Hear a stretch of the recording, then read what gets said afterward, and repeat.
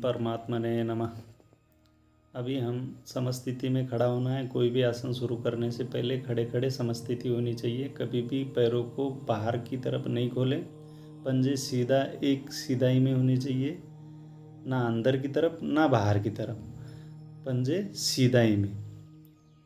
देखिए, और घुटना टाइट, ऊपर से नीचे तक शरीर एक रेखा में होना चाहिए। दोनों हाथ वॉच पॉकेट के सिलाई के साथ होने चाहिए और हथेली का रुख जमीन की ओर और नज़र सामने। ये समस्थिति की पोजीशन है। इसी से हम वृक्षासन शुरुआत करेंगे। अपना संतुलन जांचते हुए पैर को आगे करें, थोड़ा ऊपर उठाएं, उसके बाद धीरे से डाउन करें। फिर हमको जांचना है कि हाथों को भी हमको किस तरीके से ऊपर लेना है। साइड से धीरे धीरे सांस भरते हुए हाथों को ऊपर ले मिलाएं। कान का मोटा मसल कान के साथ टच होना चाहिए। हाथ का मोटा मसल कोहनी सीधा। इसके बाद में अपना जो एड़ी है अपने मूल अंग में लगनी चाहिए, जो घुटने से मोड़ते हुए और पैर के पंजे को बाएं पैर की जंघा के मूल में लगाएं। ध्यान रहे दाहिने पैर की पंजे की अंगुलियां जमीन की तरफ रहें। ये सबसे मेन बात है। एड़ी अपनी मूलांग पे टच होनी चाहिए। सांस भरते हुए सीधा हाथों को ऊपर उठाएं।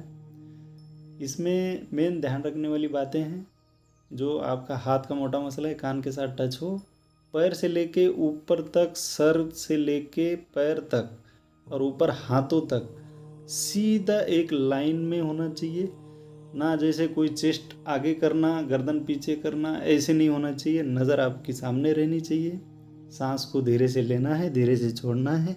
इस आसन में आज्ञा चक्र पर ध्यान लगाने से स्मरण शक्ति तीव्र होती है, नेत्र ज्योति बढ़ती है, हाथ पैर का कांपना बंद होता है एवं भुजाएं एवं पिंडलिनी शक्ति पिंडली सख्त होती है, शरीर के संतुलन प्रदान करता है और एकाग्रता बढ़ती है। धीरे धीरे हाथों को श्वास छोड़ते हुए डाउन करें।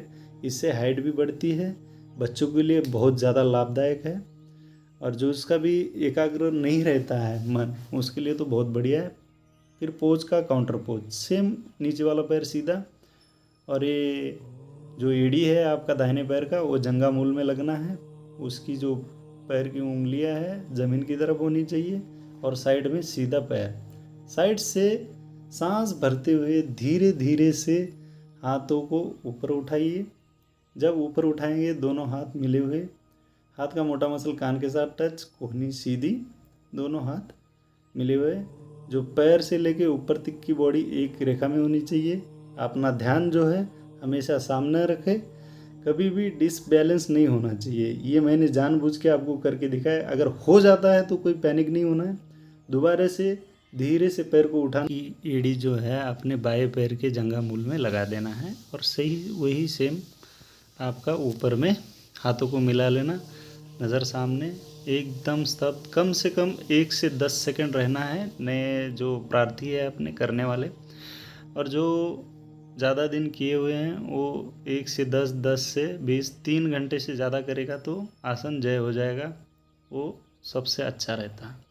फिर धीरे से डाउन करके अपना समस्थिति, और इसमें भी जो शीतलता प्राप्त होती है, रिलैक्स समस्थिति में आना है। दोनों हाथों की हथेली सामने करते हुए श्वास को धीरे से अंदर लेना है, धीरे से बाहर छोड़ना है। इसमें सबसे मेन जो आप आसन किए हैं आँखों को बंद करते हुए, उस आसन को अपने आत्मसात करें। पॉजिटिविटी सांस के द्वारा अंदर ले, नेगेटिविटी सांस के द्वारा बाहर छोड़े। और कभी भी 2 चीज़ों को याद रखना है। जब आपका कहीं दर्द है इसको नहीं करना है। अगर समझ में नहीं आ रहा है, गलत प्रभाव पड़ रहा है तो गुरु को एक बार पूछ लेना है। दोनों हाथों को रगड़ते हुए कपनुमा आँखों के सामने लगाते हुए आँखों को खोले। नमस्कार, धन्यवाद।